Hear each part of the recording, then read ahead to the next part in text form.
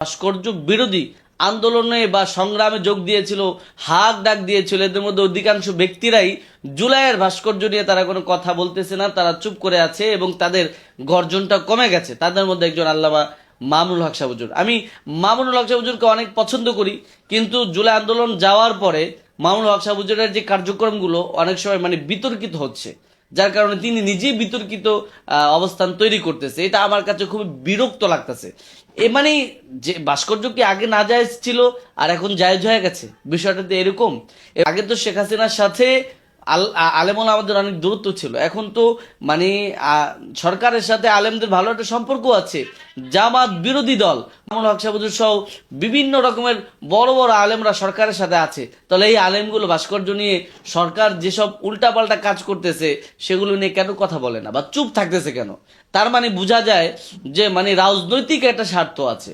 এখন তো সরকারের কাছাকাছি আছে, এখন অনেক বিষয় তারা চুপ থাকে নিজেদের গণতন্ত্র রক্ষা করার জন্য।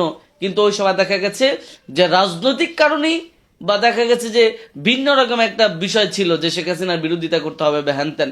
দেখেন, শেখ হাসিনা জালিম ছিল, স্বৈরাচার ছিল, সে যত কাজ করেছে বেশ খারাপ কাজ ছিল। কিন্তু বর্তমান বিএনপি সরকারও কিন্তু বেশ ভালো কাজ করতেছে, বিষয়টা এরকম নয়, তারও কিছু খারাপ কাজ আছে।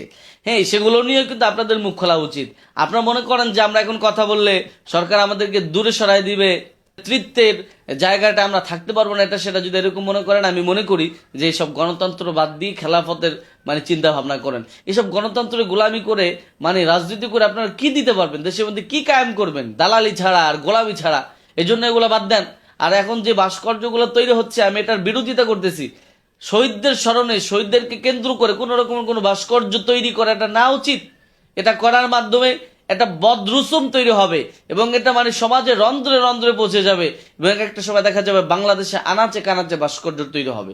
আর এটার জন্য আমি মনে করি যে অবশ্যই মামুনুল হক সাহেব হুজুর সহ যেসব আলেমরা শেখ হাসিনার বিরোধিতা করেছেন ভাস্কর্যের কারণে, আপনাদের এই কথাটা আরো বেশি বলা উচিত।